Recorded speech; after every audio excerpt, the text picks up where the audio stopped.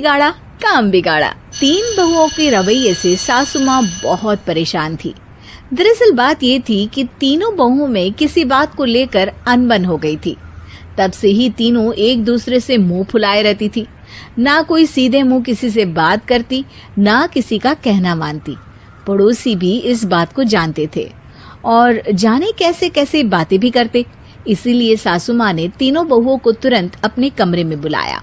मैं कई दिनों से देख रही हूँ, तुम तीनों अलग अलग सारे काम कर रही हो। ये सब नहीं चलेगा, तीनों को मिलकर ही काम करना पड़ेगा। सास की बात सुनकर एकदम से बड़ी बहू बोल उठती है। नहीं मम्मी जी, मैं इन दोनों के साथ कुछ नहीं कर सकती। मैं इस घर की बड़ी बहू हूँ, फिर भी ये मेरा कहना बिल्कुल भी नहीं मानती। अरे जेठानी जी, जानबूझकर मुझे डबल काम करवाती है आप। और छोटी मुझसे टेढ़े मुंह ही बात करती है। इन दोनों के बीच हमेशा सैंडविच बन जाती है मेरी, और मैं हमेशा आलू की तरह बीच में मसली जाती हूँ।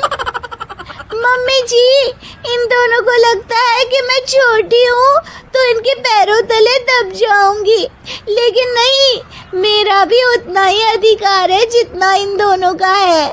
बड़ी आई दोनों मेरी चुगली करने के लिए, मुझे क्या कम समझ रखा है।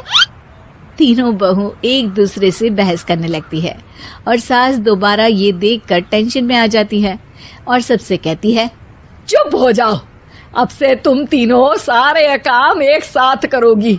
आंख बंद करके एक दूसरे की बात सुनोगी। तुम तीनों इस बात को गांठ बांध लो, वरना अगली छुट्टियों में तुम्हारा अपना मायके जाना कैंसिल। सास की बातें सुनकर डर के मारे तीनों हामी भर देती हैं।